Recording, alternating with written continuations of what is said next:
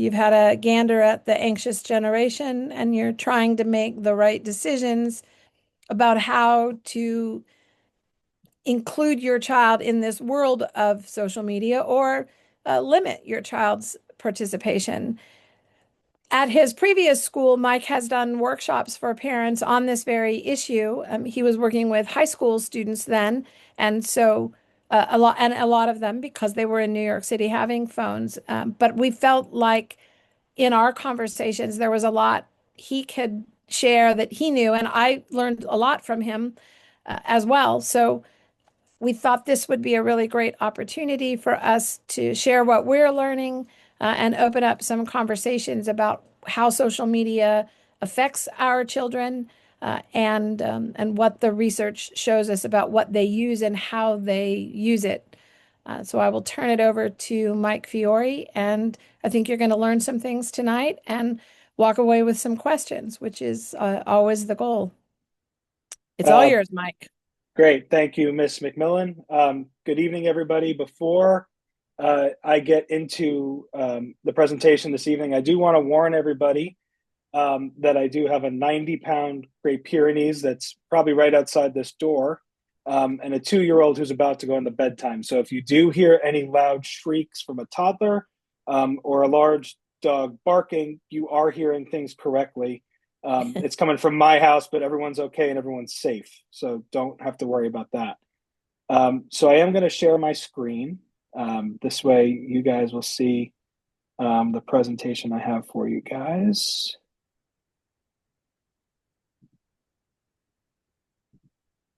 Okay. Now it's not going to let me do this. Hold on. There we go. Oh my gosh. Okay. Things you try out before the presentation starts. Well,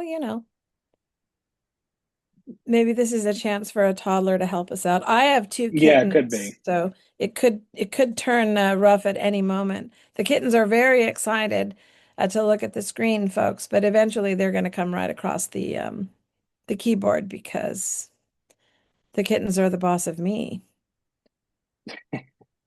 Okay, hold on. Oh, there we Um, go. We're in. We're golden. Okay, so Aha. everyone should be able to see the presentation. Miss McMillan, can you confirm that for me? I can see it. Yep. And Okay, we're there you go. We're there in. we go. Look, good problem Boom. solving. No toddlers, no Great Pyrenees. We're set. Um, so, in my as Miss McMillan shared before, in my previous job, um, a lot of my responsibilities were with discipline. And what I would find in particular was that February and March were the biggest troubled times, especially because it's cold outside. There's less access to parks and the fun things that we like to do outside. And so that just leaves us to trouble indoors. And as I said to Miss McMillan earlier tonight, I guess it's a Catholic school saying, idle time is in the devil's hands. So once we have this much idle time, that gives us that much more of an opportunity to maybe make some mistakes. Um, but at the same time, what I want us to also know is that sometimes when we make what we consider to be mistakes, um, we can understand that if we have a full understanding of what we're getting into and how we're going about it and have a proactive take with it, it'll be that much less likely that things go off the rails or that the devil gets his hands on that idle time. So before we get into it, I do want to just share what I consider to be a common definition of social media. So for us, we consider that to be a user profile or accounts that has the ability to connect with others. And the ways they connect with others could vary. That could be in public posts like our generation's used to seeing on Facebook or on Instagram. It could be photos, it could be videos. So ways to connect with people by sharing content and then giving people the chance to react to said features that we have. So liking, commenting, sharing, and then also the direct messaging or chat function. So it's our way of connecting with the outside world, even if we're inside and a bit secluded from others. Is all social media bad? No, it's not, right? I think in particular, we saw during the pandemic, which I know we don't like to talk about. I don't like to talk about it. People in education, we get nervous once that P word comes around. But for us, when we think about the pandemic and I think about social media, that was a lot of adolescents and teenagers' ways to connect with people and to stay connected even from a distance. So while it's not all bad, there are ways for their connections to exist. We did get this U.S. Surgeon General warning last February. So around this time, the Surgeon General issued this warning that those that are under the age of 17, they are finding that adolescents between ages of 13 and 17 can feel worse as a result of social media, especially those that are spending ample time on social media. So 3 hours a day or more, which I think we have all been guilty of at some point or another. But for adolescents to do that in particular was leading to a higher likelihood of symptoms of depression and anxiety. So with that, right, I think that's caused a lot of people to press pause on social media with their kids. And I get that and I recognize that. Even for my wife and I, and as I mentioned, I have a 2-year-old at home, we have done everything we could to keep them off screens. I would say fairly recently was when we started diving into the world of starting to watch, smaller episodes, maybe 5 minutes, and then we cut it out. But I'm going to admit something to you guys that I probably haven't admitted to my friends or my family just yet. Over the weekend, once we finally hit the point of, I would say, no return of temperatures in the single digits, multiple feet of snow, we folded. And here we have a picture. So this is my wife, Madeline, with my son, Cal. And this was him watching Miss Rachel. We were on minute 20, which was a much longer period of time than we had ever anticipated before. And while there was a piece of me, I would say that felt like I was slowly dying because I had folded on this commitment to what I wanted to do with Cal.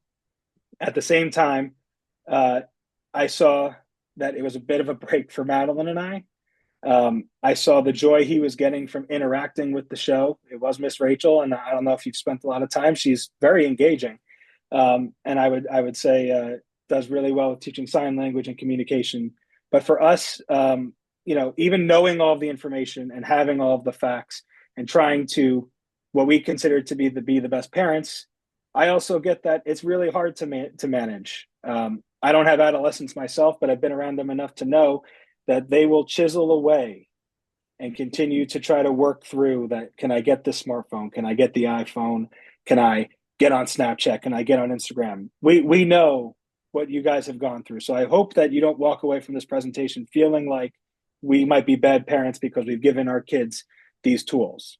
What I'm hoping to do is to inform you guys so that with these tools, you know how to best navigate one, at least monitoring your child's use, and then secondly, engaging in the conversation with your kids as they start to become more adept at using the social media.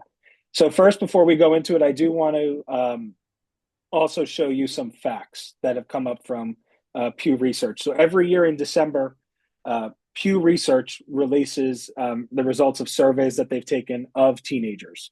And I pull up this first chart here because it shows that a majority of our teenagers use YouTube, TikTok, Instagram, and Snapchat. When I first put a version of this presentation together a couple of years ago, it honestly didn't dawn on me that YouTube is considered a form of social media. But based on the definition we had, it absolutely fits the bill. It's a way to communicate. People can share comments, can share videos. And you could see right here that a large portion, YouTube has a stranglehold on our kids' time and how they're using these apps. That 95 to 92, while it's dipped a little bit, that's not enough to at least say that YouTube is going anywhere anytime soon.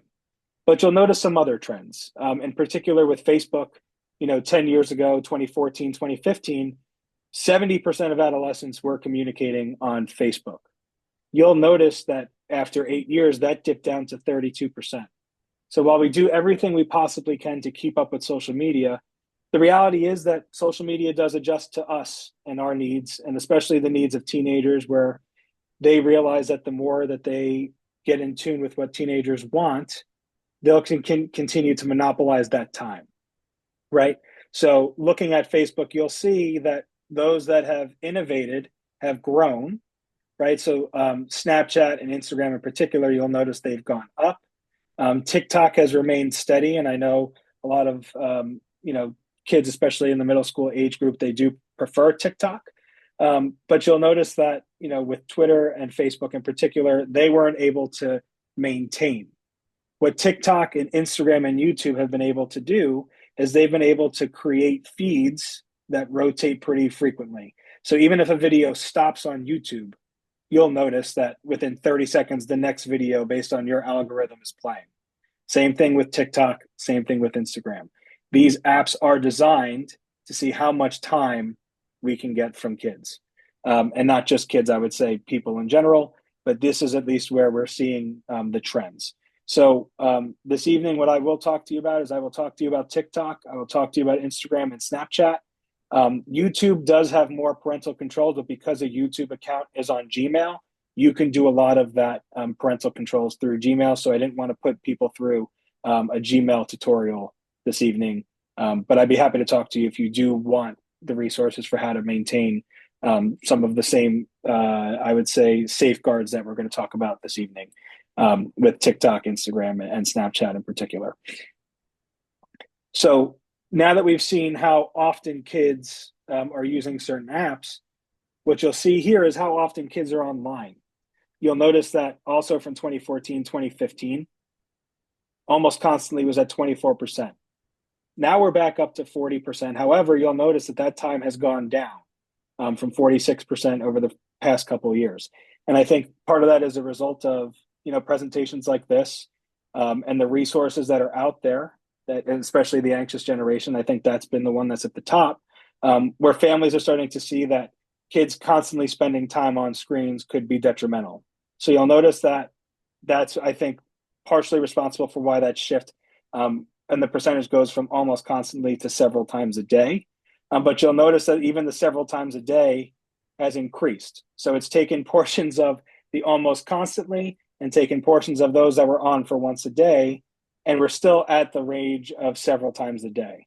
As Ms. McMillan stated before, while we do issue school iPads, during break, during recess, and even before school in Baldwin Hall, we do not allow students to be on their iPads and using the screen time in that way, partially because we know what this data entails. And for us, we do feel like there's a responsibility to make sure that we're maintaining that screen time as well.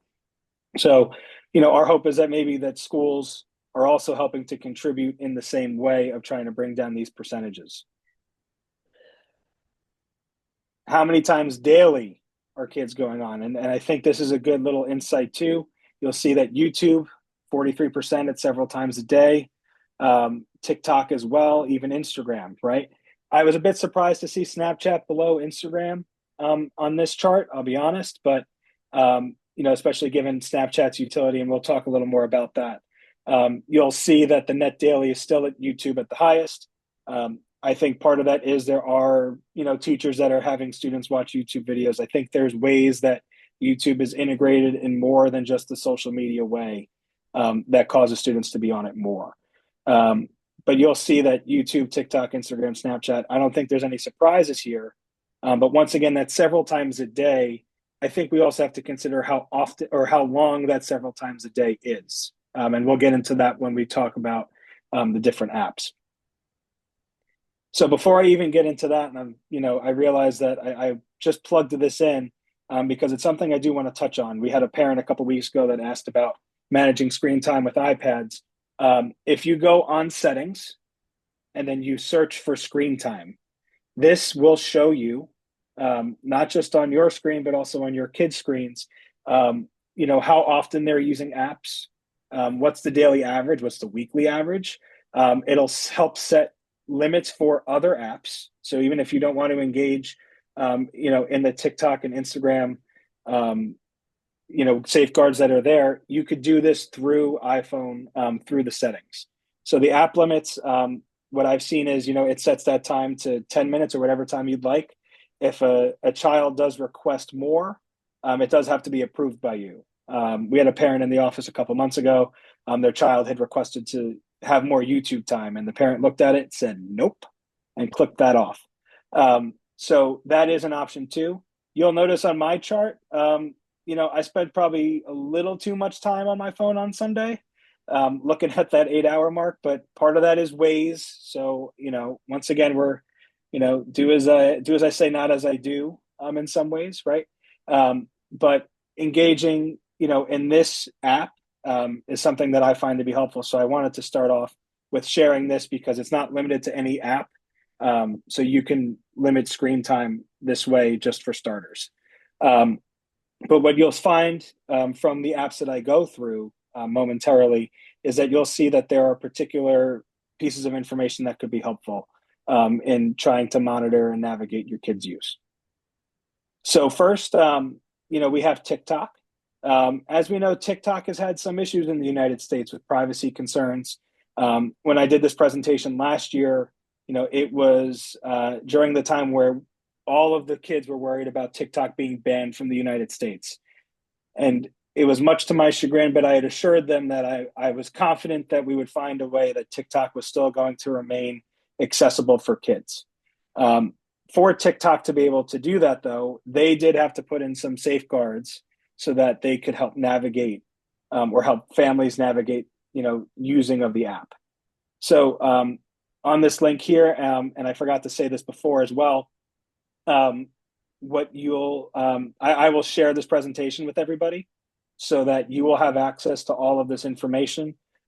You'll be able to click on the links as well through the PDF, and that will kick you right to all of these pages here.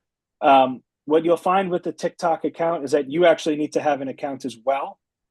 So it shows you all of this access here. So it's how to set up family pairing, how to manage it, how to set the screen time directly on the app, even getting randomized passcodes so that you can choose to enter after your teen reaches their time. There's a lot of good resources here on the family pairing side. Let me get back here. Hold on. There we go. So I would highly advise going there first, on that family pairing piece. So once again, it'll help you set the daily screen time. And now this is the piece, and I have it in red because, and I'm not going to pretend like I'm not guilty of this either when I was their age. When you go to create an app, there is a possibility your kid lied about their age, right? So they might have put that they were 25, knowing that they can get around the safeguards. So if your student or your child does have TikTok, please make sure that the age, or for the years, is at the set requirement, because it'll help mute push notifications for those that are 13 to 15. They'll be muted from 9 p.m. to 8 a.m. so that they won't get, people sharing videos. They won't get that constant access, and the constant dopamine hits from getting the push notifications. So those get paused from 9 to 8 if you're 13 to 15. But once you turn 16, it gets muted from 10 to 8. So at least that helps limit some of the draw, to wanting to be on TikTok, because you're not getting the reach outs from it in that same way.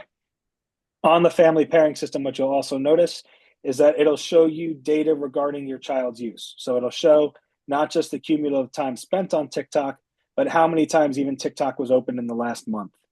And I think that's helpful for, talking to your kid about whether or not we want to be spending as much time on this, as we are. It'll also help you filter specific keywords. So if there are things that you don't want your child engaging with, you'll be able to filter out those words.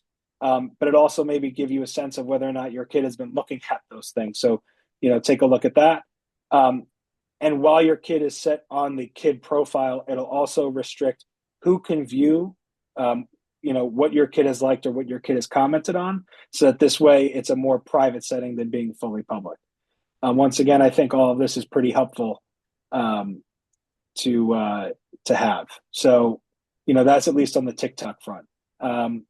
TikTok's not my favorite, of the apps. I myself have been caught, scrolling for time and time. The way that the videos flip so quickly, it can be concerning. But at least from what I picked up on of a lot of the middle schoolers that do have social media, they do have TikTok, so the pressure is there, for them to have it.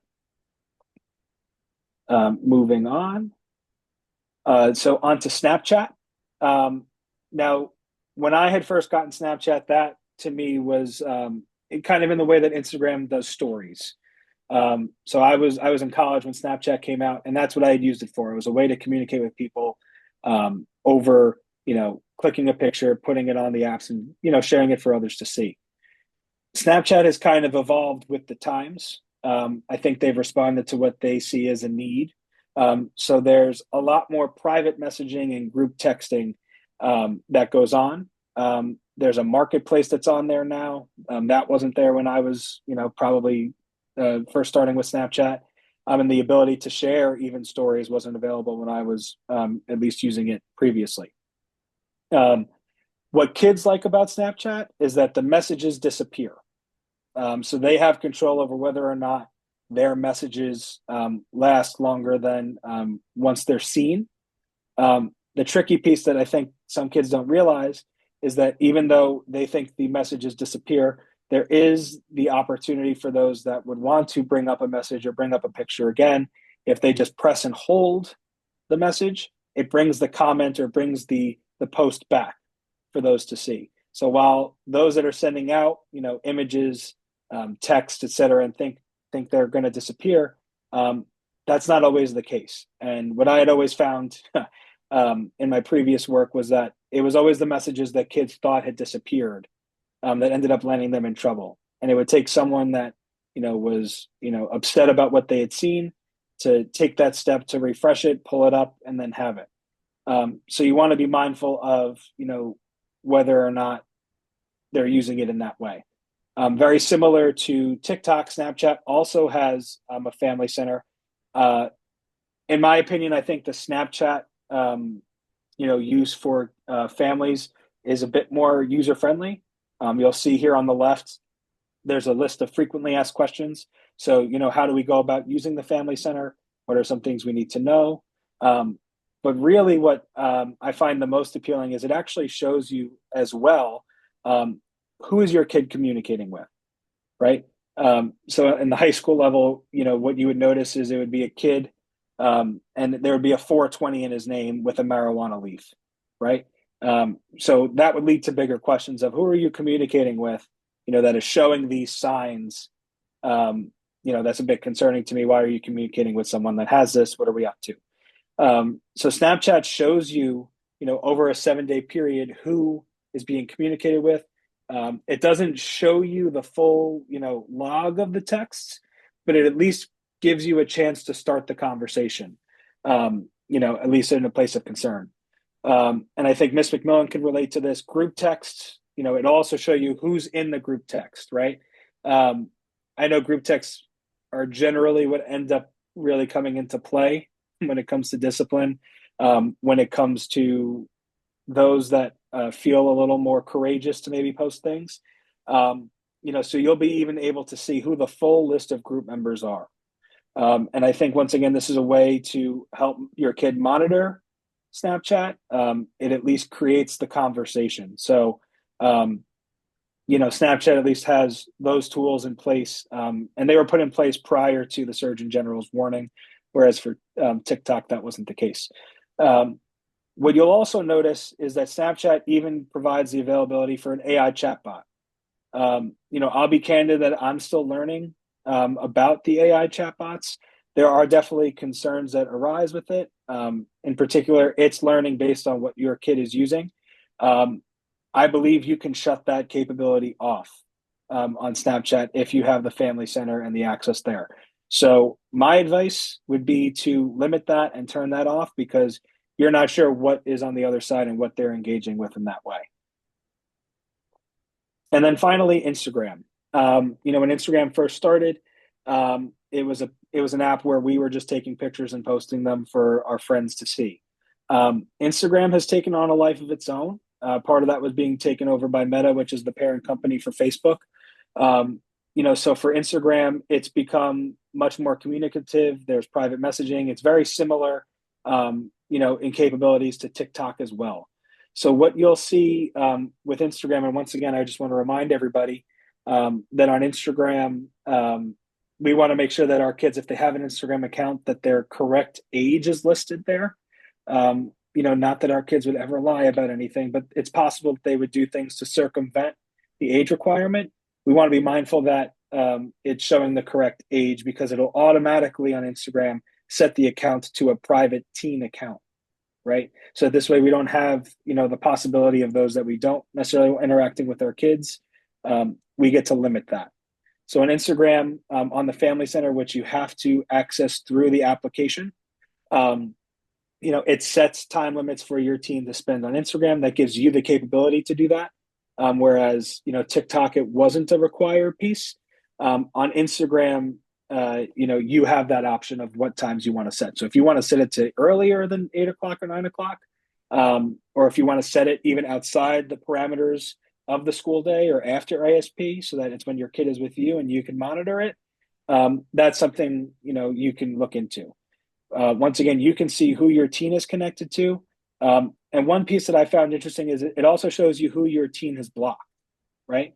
So if that's a spam account, or an account that's trying to catfish your kid, if you notice that they've been blocked, that could lead to a good conversation to have. And it'll also show you who they've chatted with or who they've connected to, very similar to Snapchat. So you can manage these safety settings, and if your kid decides to go in and try to change anything, little do they know that you would have that access. So you would have to approve any changes that they, want to put in. The final piece, at least on Instagram, that I wanted to bring up, and it's something to be mindful of, is the dreaded Finstagram, right? So your kid could be putting in, the exact birth date and doing all of the things that we ask them to do. But it's very easy to create a secondary Instagram account with a separate email address. So what I'd ask you to be mindful of is, if your kid is, savvy, and they are. I always joke that adolescents, they're like water and they try to find the cracks, and they'll do whatever they can to try to seep through. They're going to try to find that way. So it's just something to be mindful of. If you notice that your kid doesn't have, a ton of use of the app on the reviews that you're seeing, that's a possibility that they've created a secondary account to use. So just once again, something else to keep in mind. So those are, at least I think, the three apps that our adolescents and our teens are using the most, that they're interacting with their peers on the most. And once again, as I said earlier, there's a lot of upsides to social media. I think over the summer, like as families go away and as families travel and we start to separate, I think there's some upside to having that social media, but there's at least these parameters and these things you could put in place. So while we have the access to doing the family accounts, here's, I think, the tougher part of the conversation, that I have experience with dealing with parents. Now, I'll be honest, once again, I'm not the parent in the situation. I'm just the one that's heard the parents to come up with some of this information. And it's from some parent feedback that I'd gotten over the years as well, that I felt like was important to relay. I think, definitely seventh and eighth grade, sixth grade, they might be starting to get on, a bit of the teenage, slump, I guess is one way to phrase it. But we know that teens don't love surprises. We know they don't like when we're snooping around their belongings or sneaking their ways through. If they find that you're just trying to spy on them, that's when the trust is broken. And that's when they're going to be that much more likely to create the fake Instagram or to circumvent what you have in place, because they don't have that trust. So my advice, and I'm not big on advice, but it's at least advice I want to relay, is that it's prudent to do this with full transparency, right? So it's, having the conversation with your child, about focusing on social media and what are the strengths to social media, right? So what are the ways that, maybe we've seen some smaller businesses or we've seen families interact in some ways. You want to focus more in those conversations on building the trust and not the policing. If you focus on the policing, once again, they're going to try to immediately think about all the ways they're going to get around what you're trying to do. So you want to focus really more on having it being an open dialogue, as opposed to just grabbing their phone, doing this in the middle of the night while they're in bed, and when they wake up and notice that there's, someone that's monitoring their account. You don't want it to be a surprise. You want it to be something that you've engaged with them for some time. And to that point, also even engaging in conversations leading up to even creating the accounts, right? Because honestly, the ball is in your court. even them having access to a smartphone or an iPhone, that is up to you. Contrary to what they might think, you have full control over whether or not they have a smartphone in the first place. So engaging in those conversations, even before we get to the point of having to monitor as a family, I think that's something that's helpful, right? So sometimes it might take finding an opportunity. So, unfortunately, there's other times where maybe they've had a friend who's gotten caught or busted or doing something they weren't supposed to be doing. Sometimes that's a good opening to have that conversation with your kids about whether or not using social media in that way is wise, and what doesn't make it wise, and maybe what would they do in that situation instead, right? So engaging in that way and having it be a dialogue where we're not necessarily talking to them as little kids, but at the same time we also recognize they have to understand where the parameters and the boundaries are for using these pieces. um, some parents have also mentioned that discussing their own struggles with social media. So, as embarrassed as I was to show you that 8 hours on screen time in the beginning of the presentation, I've had families where they've all decided at the same time they're going to put their phones in a bowl right at the door. So that this way they're going to be engaged with their family in that way. I've had families when they've done shared dinner times, right? All the phones don't come into the dining room or come into the kitchen, they stay remote. But finding those opportunities also to show that it's human and it's okay to maybe have questions or struggle with this. But also, keeping those lines of communication. That's another way to just help build trust. It's not a conversation as in peer to peer. So, like, we're not acting like their friend, right?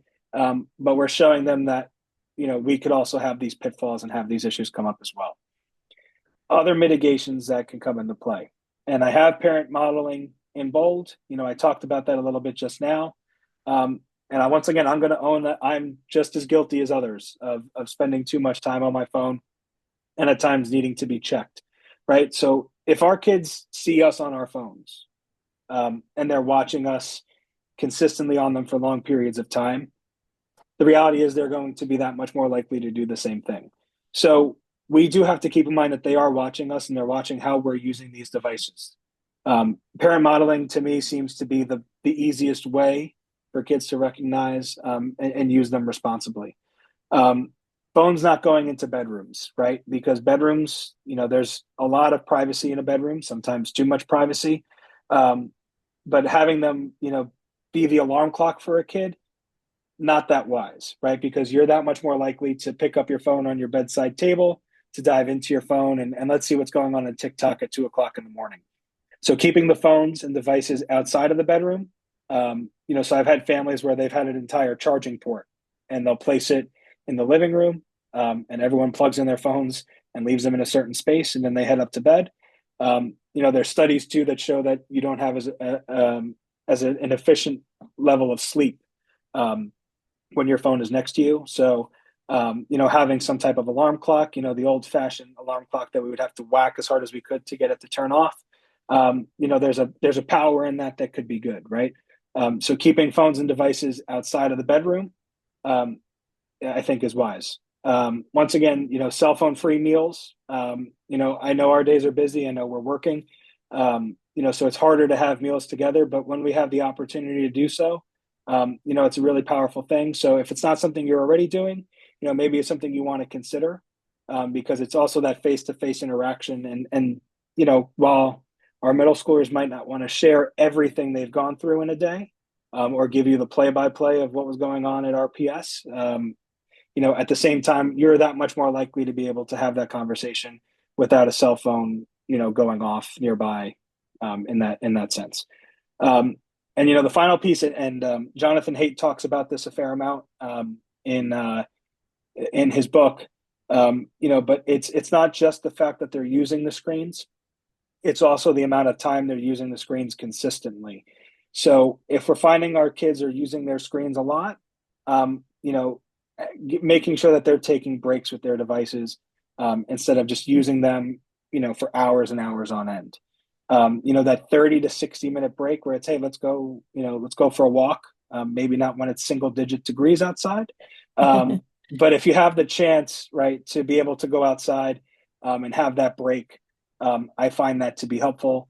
And once again, I think modeling that too, right? That if we're not spending consistent hours on our phone, I think there's a lot of good that comes with that.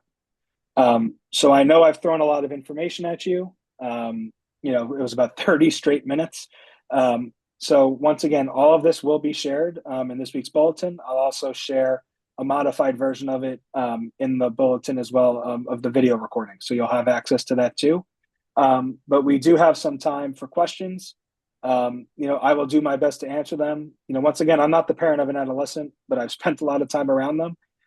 I can give you a sense of what does work and what doesn't work. But for me, what I wanted to kind of get back to is for all of us is we want to do everything we can to make sure that our kids are safe and that they're using these things responsibly. I'm happy that I got the chance to share a lot of this with you tonight. So thank you guys for joining us before anything else. So, Ms. McMillan, we're open up for questions. We have a question first about how the iPads are managed at home versus at school. And I appreciate that a lot of you are making an effort to control your child's access to devices. And then third day of school, we hand out an iPad and it comes home and it's theirs. I don't have actually all the answers to these questions about, for example, what kind of parental controls you can set on iPads. I do know this. There would be no problem asking your child to share their password so that you can log on weekly and check settings and see what they're doing with their time. That is available to you. They can check that setting to see it. And in the same way that you could check their phone, you could check the setting on the iPad. Another bit of advice I have is that homework that uses the iPad should probably be in a public place in your house. And obviously, I don't mean we go to the local mall, but what I mean is the dining room or the kitchen so that they are using the iPad for the school side of things. And then when they're done with the iPad for schoolwork, you can take it and make sure it gets plugged in and keep a charging port in a public place. Again, whether you set one up in the living room or the kitchen where snacks are getting packed in the morning, it's a good idea to exercise control over that device. I will look and I will ask the tech office what other kind of tools we can make available. Um, we have some data on what students are doing with their iPads during the school day, but I don't think that gives us a full picture of what they might do after silent study hall or in that time in between. And I know that in classes we don't have them out unless teachers say, "Let's get out our iPads." So we are doing our level best to manage that piece. All of the teachers have access to an app which allows them to see on one's page what everyone in the class is doing. And if they're not focused on the assigned website or resource, you can shut down their iPad. This happens. I would say the students are pretty aware that we use it, and so that exercises some self-control over the devices. Um, so I'll do some asking around about those kinds of additional restrictions. But in the short term, I would say two things. Make a point every week where we check the settings on your iPad to see where you're going. Let your kid know that that's something that you'd like to start and that you want their code. They all have a numerical code to enter into their device that makes it secure. And I think you pay the bills. Tell them you want it. And if they are not forthcoming, then let's all three talk because we can ensure you have access to that and treat it as an opportunity to see how we're using our time. And then I would say when schoolwork is done, the iPad goes away. We don't need it. We're not doing schoolwork on the iPad. We don't even allow, the whole I'd like to study for the quiz. My flashcards are on my iPad. I say, well, figure out another way to study. Um, because among other things, that's not usually very effective anyway. Nonetheless, I've got some questions to answer, and I will reach back out. Yeah, I could chime in there too. I'm fairly certain that on the iPads, and I could check this even tomorrow, the screen time piece that I showed you guys earlier in the presentation, I bet you there are ways to set the time limits that those apps go off, um, that could be set by you. I will double check that tomorrow, but I'm pretty sure I've looked and I've noticed that. So Yeah. that could be a good place to start, right? Is to look on that screen time, that's on the iPad itself.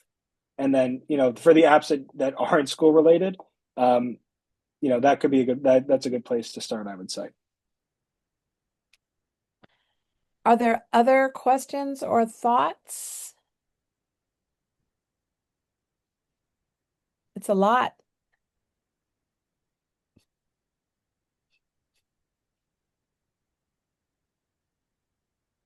We'll give folks another minute or two. I'm Yeah. making some notes about how we control the iPads. It's a really good question. Um, I know that schools that have students put phones away at the start of the school day or in each class have found that class dynamics change substantially. And so I think that awareness of that has influenced how we use our social time in the middle school. And it's a big part of middle school development is being able to talk to one another. Um, and they would use those devices if we let them. That's what they would prefer to do. And what we find is once we say that's not how we're going to do it, and the adults in the community, we model that, right? When we start study hall or not study hall, recess, once we get indoors, I say to the students, Mr. Fiore and I have our phones because sometimes we have that side hustle that we've got to attend to, that other job, being administrators. So if our phone rings, that's that. But otherwise, that's all it's there. I do use the timer so that we know the end of recess. And and I find that once we model that the appropriate use that they buy in or at least tolerate it. No, I think they buy in actually.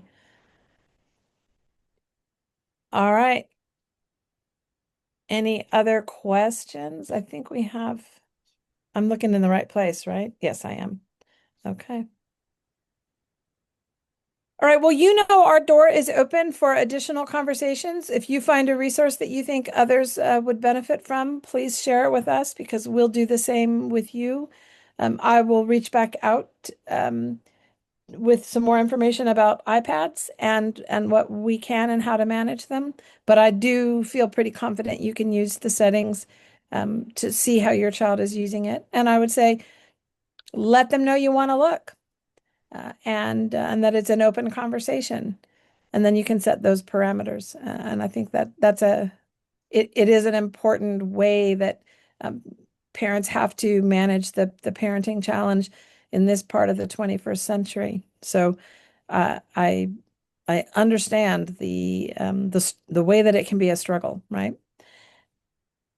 I want to thank Mike for getting us organized to have some conversations about how we use social media. And I want to thank you all for spending some time I know in busy weeks and busy evenings. And we'll see you at school soon enough, and we'll ask for some more sunshine to melt the snow. That's my wish on the daily. Take care and thanks for joining us tonight. Thanks, everybody.